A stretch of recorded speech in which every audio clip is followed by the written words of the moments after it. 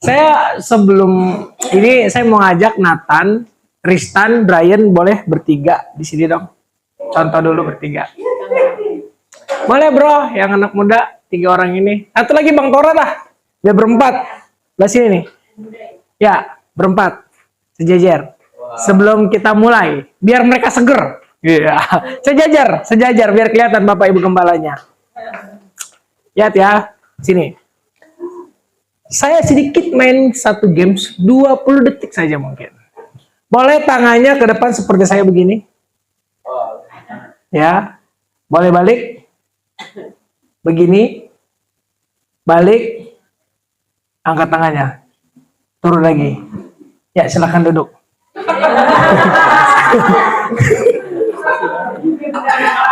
Bapak Ibu Gembala, dengan cara seperti itu, saya sudah bisa melihat anak muda seperti apa mereka.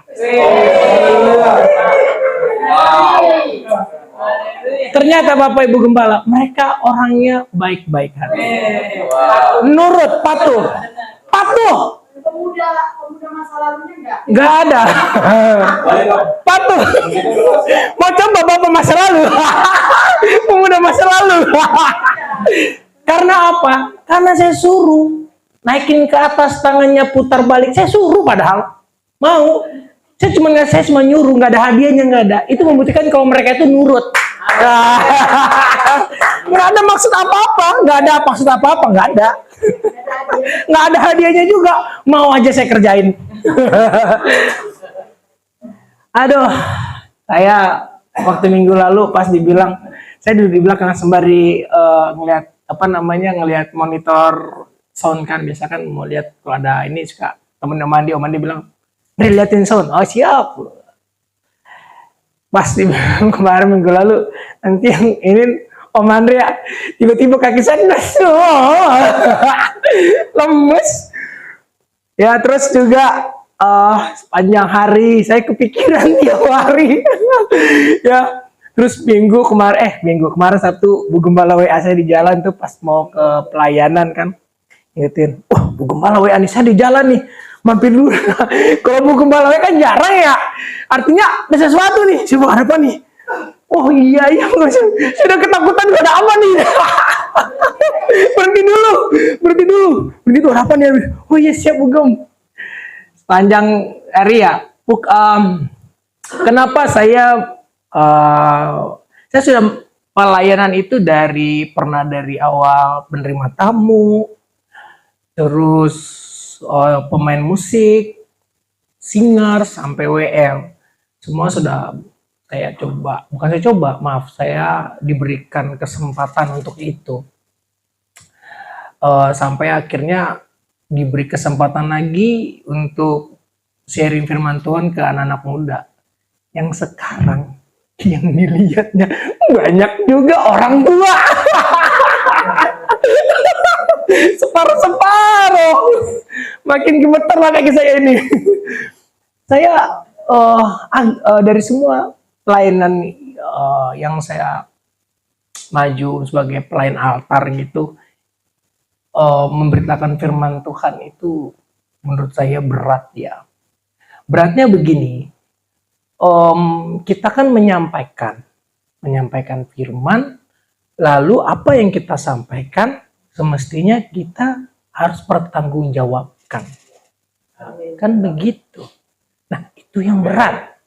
Ya, kalau misalnya oke bagus gitu firman Tuhan yang saya sampaikan, mungkin ya namanya manusia kita belajar pasti bisa. Cuma yang harus ini adalah pertanggungjawaban. Kalau pemusik segala macam berat juga, karena seorang pelayan Tuhan itu yang kita lakukan adalah pertanggungjawabannya. Nah itu. Makanya saya juga berdoa, tadi juga di belakang saya berdoa juga tuh. Artinya biarlah apa yang saya berdiri ini, maksudnya saya berdiri di sini bukan karena pintar-pintar saya berbicara, saya minta tuntunan Tuhan. Karena persiapan manusia dengan yang Tuhan berikan itu rasanya beda. Ya rasanya seperti itu. Jadi saya utak-atik apa ya? apa ya saya mau nyampaikannya buat anak muda. Nah di sini saya ajak saudara-saudari, adik-adik, om, tante. Kita buka di Yohanes 15 ayat 12. Yohanes 15 ayat 12.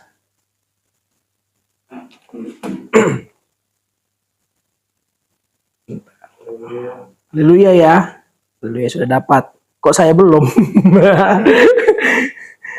Yohanes 15 ayat 12. Dengan kasih Kristus, Saudara Nathan boleh bacakan biar ada seru ya. Nathan juga boleh bacakan dengan suara yang kuat, Nathan. 15 ayat 12. Yohanes 15 ayat 12. Ya. Inilah perintahku, yaitu supaya kamu saling mengasihi seperti aku telah mengasihi kamu. Amin. Sering banget kalau kita kalau semua dibilang memberitakan sharing firman Tuhan tentang kasih ini katanya paling gampang katanya. Saya pernah dengar seorang hamba Tuhan bilang begitu. Memang betul.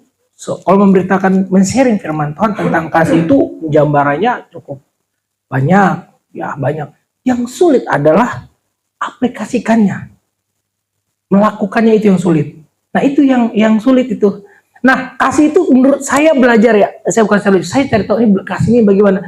Menurut saya kasih itu dibagi menjadi dua. Kasih yang benar-benar kita menyayangi itu seperti karena saya seorang bapak ya. Sekarang saya jadi seorang bapak. Saya mengasihi anak saya, ya memang saya mengasihi anak saya. Karena saya mengasihinya, menyayanginya. Seperti Tuhan Yesus di atas kayu salib buat kita semua. Karena memang Tuhan Yesus mengasihi kita sebagai anak-anaknya sampai rela. Saya juga pikir, oh begini rupanya kasih itu. Karena saya seorang bapak, saya baru mengerti banget. Dulu waktu papi ya, almarhum papi saya kerja. Papi kan seorang montir juga, terus juga kondektur juga di Kopaja. Om pasti tahu P16 Om, Celduk Tanah Abang. Ya kan soalnya kan Tanah Abang ya Om Yanto ya, tahu ya.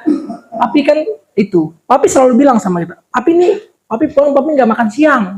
Pagi kan sarapan, Papi tuh nggak sarapan, jadi roti, telur rebus gitu, goreng, baru berangkat kerja. Lalu siang Papi pulang sore, Papi nggak sarapan, Papi nggak makan, Papi di luar. Saya bilang, masa sih nggak makan? Masa sih di luar nggak makan? Sekarang saya mengalami, ketika saya di luar bekerja, saya mikir, bukan karena kesempatan, saya mikir, di rumah dulu. Saya mikir begitu ya, oh begitu rasanya, begitulah seorang bapak. Oh begitu dia memikirkan bukan untuk dirinya lagi, untuk orang lain, untuk orang yang dikasih seperti keluarga saya di rumah. Oh begitu rupanya Tuhan Yesus itu mengasihi kita semua, mengasihi kita semua. Karena bukan lagi untuk kita semua. Oh mengorbankan. Oh itu arti pengorbanannya ya. Di situ saya bilang, oh begitu. Ada lagi kasih itu, ini yang lebih menurut saya itu juga spektakuler. Ada yaitu apa? Di sini. Ini spektakuler banget menurut saya. Kasih karena kita dibenci. Kasih karena kita tidak bisa dikatakan jahat lah orang sama kita, tapi kita bisa mengasihi. Itu spektakuler menurut saya.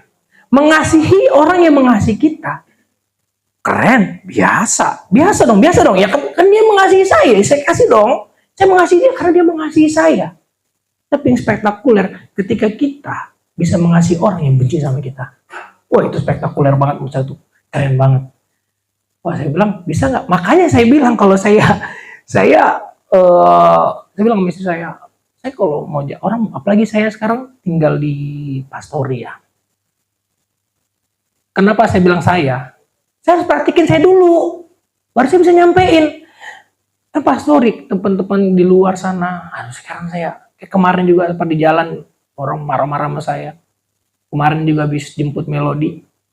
Orang tiba-tiba klakson kami kan, saya kaget, mau marah sekali saya. Tapi saya nggak bisa, mau marah pengen juga marah gitu, cuma nggak bisa. Dia kan nggak tahu saya orang gereja kan, ya kan bisa aja dong. Dia nggak tahu aja orang gereja saya. Tapi saya tahan aja tuh. Saya belajar menahan diri walaupun saya nggak kenal dia. Takutnya kita jaga-jaga lain yang saya hajar. Wah, mesti cerita ya kan Pak Gembala khotbah. Saudara-saudara, kemarin saudara saya dihajar. Mak di sini jangan-jangan saya itu. Bisa terjadi karena abang sepupu saya pernah begitu. Pernah kejadian di jalan berantem dia kan orang Ambon nih. Pak, selesai ribut dipisahin. Wow, beta orang Ambon, beta papilai ya, kan? Kita nggak tahu. Nah, sesuatu yang ya, memang jangan sampai itu terjadi gitu. Artinya sesuatu itu pasti terjadi, bisa saja terjadi. Walaupun 0,01% terjadi, bisa saja terjadi. Jadi saya belajar, oh iya ya, saya sekarang udah masa bodoh hal-hal yang membuat saya itu merugikan. Artinya udahlah, saya bilang apalagi kalau kita mau minggu nih mau melayani kan. Harus suka cita kan, pikiran saya kemana-mana nih, pikirannya usahakan pikiran kita jangan yang macam-macam, walaupun macam-macam gitu. Jadi ya, kita harus belajar mengasihi. Yang keren adalah kita mengasihi orang yang membenci kita. Urusan dia, kita nggak usah gini. Kalau saya nggak perlu minta maaf sama orang. Wah, ini orang kesal saya. Misalnya saya minta maaf, orang bilang kan, lu bisa minta maaf sama orang walaupun orang itu nggak maafin lu, ngomong aja. Oh saya nggak. Kalau memang nggak usah ngomong, nggak usah, nggak apa-apa. Saya anggap saya tidak terjadi sesuatu sama dia. Misalkan saya ada terjadi nggak enakan hati, ya biarin aja hari itu, karena firman Tuhan bilang biarlah berlalu sebelumnya matahari sampai terbenam. Ya udah. Saya kemarin agak sedikit cekcok sama istri saya. Saya pikir ya udahlah biarin aja lah. Tapi udah, habis itu biasa-biasa aja karena saya pikir satu rumah bangun tidur ngeliat muka dia, ya kan? Saya tidur berbalik ke Melody kan wajib sama saya kan. Saya berbalik ke bangun, dia, ya kan? Kalau saya terus benci dia bagaimana coba istri saya, ya kan? Wah, udah pernah ngalamin pintu di luar, pintu di luar, pintu di luar, kunci di luar, udah pernah ngalamin? Udah mama ya, mama sudah. Ya, kayaknya udah deh. Ya, wah, haleluya. Nah, sekalipun kita ribut, saya pernah dikunciin, tapi kan saya tetap kasih, itu nggak bisa bohong. Dia tuh mengasihi saya, ya kan? Marah dia nih, marah. Uang gaji jalan terus. Saya lagi berantem. Saya udah gajian. Makan apa saya?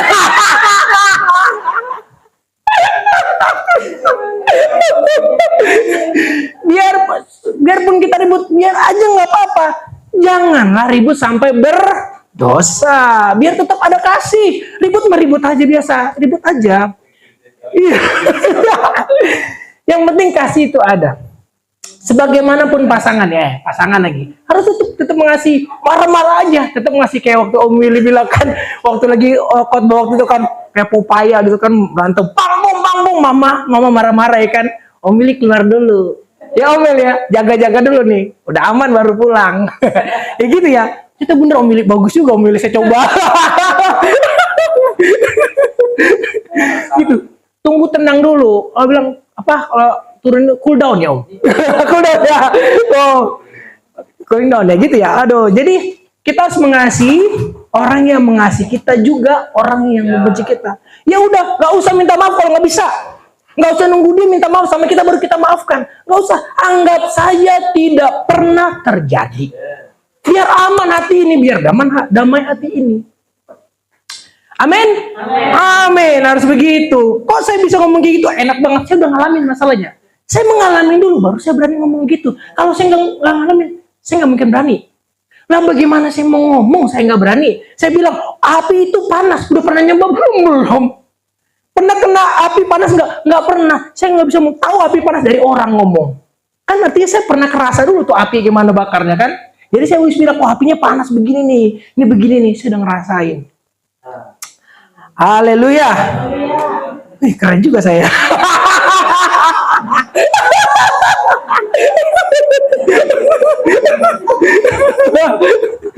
Jadi di saat nih, ada lagi di saat orang melukai hati, tetapi diri kita, tapi hati kita gagal untuk membencinya, itu disebut kasih. Jadi di saat orang lain membenci kita, tapi kita gagal untuk membenci dia, untuk marah sama dia, itulah kasih. Keren banget ya. Keren ya, tepuk tangan dong. Haleluya. Pasti kita semua bisa melakukan, amin. Amin. Karena apa? Di Ulangan 31 ayat 8. Saudara Tristan deh.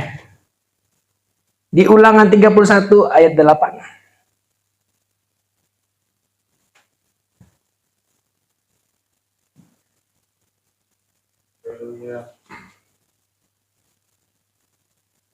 Sebab Tuhan, Dia sendiri akan berjalan di depanmu. Dia sendiri akan menyertai engkau. Dia tidak akan membiarkan engkau dan tidak akan meninggalkan engkau. Janganlah takut dan janganlah patah hati. Amin. Amin. Di sini Tuhan bilang, sebab Tuhan, Dia sendiri akan berjalan di depanmu, Dia sendiri akan menyertai engkau, Dia tidak akan membiarkan engkau dan tidak akan meninggalkan engkau. Janganlah takut dan janganlah patah hati. Artinya, kalau kita mengandalkan Tuhan, Tuhan sendiri di depan kita. Mau sakit hati, mau benci, mau apa, ada kekuatan. Iyalah, ada kekuatan. Kalau mau misalnya nih, kemarin Om izin, kemarin kita tuh kan suka ada latihan olahraga. Jadi kita tuh suka dadakan, kita mau boxing yuk, boxing Om. Kita ada boxing, anak-anak boxing Om. Keren, ada kejadian seru kemarin Om. Jadi Joshua sama Brian kita adu. Kebetulan kita undang teman kita, jadi juga ada 2 glove.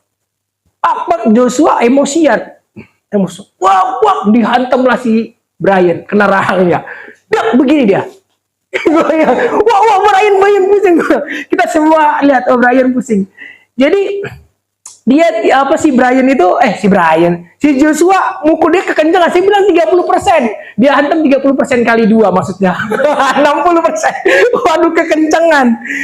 Jadi kita itu kalau mau dibilang, saya juga ngelatih boxing anak-anak, saya latih bela diri, punya kekuatan, kalau secara manusia nih, wah kemarin juga kan diklakson sama orang, wah kalau mau klakson, turun kasih main sudah, kalau mau rambut dan gitu kan, turun main sudah, gitu kan, bisa aja kalau mengandalkan kekuatan sendiri.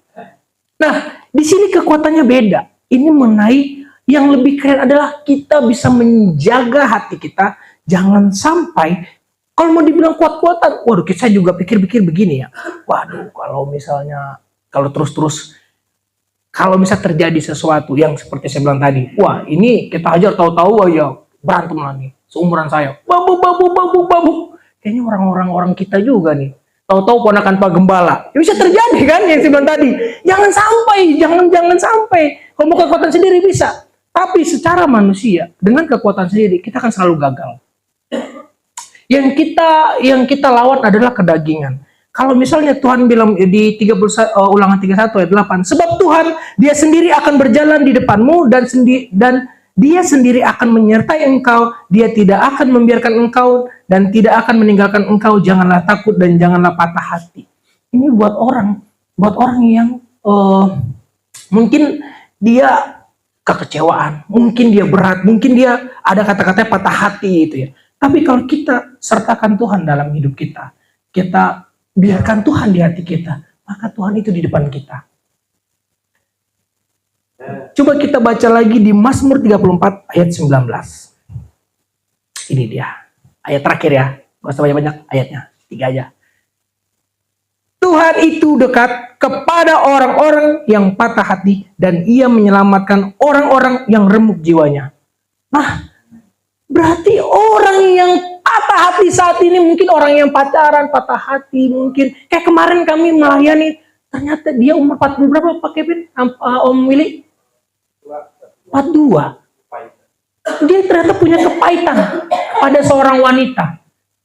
Dia punya kepahitan, makanya dia nggak menikah. Kalau seandainya dia orang yang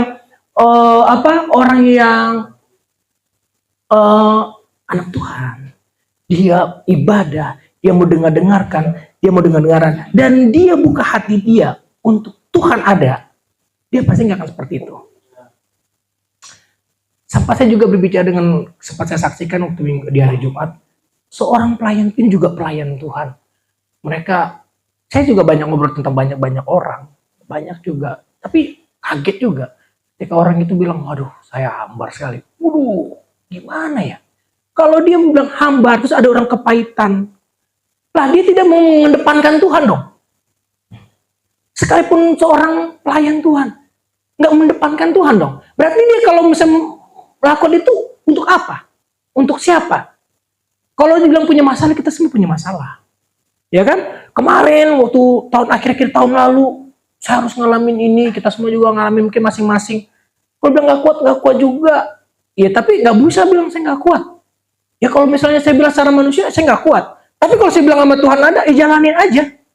Seperti saya waktu itu kan saya bilang, seorang Nabi Yusuf, kalau dia bilang nggak kuat tuh mungkin jalanin tuh. Difitnah, dibuang, dipenjara. Endingnya manis bener. Ya kalau kita mau pikir balik yang enak-enaknya aja hidup ini, yang mau ini aja, ternyata Nabi Yusuf itu mungkin seperti itu. Mungkin Nabi Yusuf itu ya banyak doa dekat sama Tuhan. Tuhan itu ada dekat sama kita. Kalau kita misalnya dalam keadaan posisi yang paling, kayaknya berat banget, Tuhan minta kekuatan sama Tuhan di Ulangan tadi. Bab Tuhan, biarkan Tuhan di depan kita, jangan di belakang. Karena apa? Tuhan di dekat kepada orang-orang yang patah hati. Patah hati bagaimana dulu? Kepada siapa dulu? Melodi misalkan udah gede, cewek, anak saya satu-satunya cewek, dia mungkin patah hati, saya orang yang paling dekat sama dia pastinya. Saya pasti orang yang paling merangkul Melodi. Ya pasti dong, ya kan anak saya. Ya harus seperti itu juga kita sama Tuhan. Kalau kita dalam patah hati, kalau kita hati kita berat, kita nggak ada sama Tuhan aja. Sama Bapak kita, jangan Bapak orang. Iya kan? Iya kan? Ya kalau misalnya Melodi, misalnya udah besar nanti, udah anak pemuda, kenapa-napa dia hatinya hancur, dia harus ngadu sama saya. Biar saya di depan Melodi, siapa nak? Saya siap. Loh, sebagai seorang bapak begitu, karena saya diperlakukan sama bapak saya begitu waktu itu. Dulu waktu kecil saya ditabukin orang, badan saya kan cungkring ya, kecil banget saya, ditabukin saya muter-muter. Aduh saya bapak saya.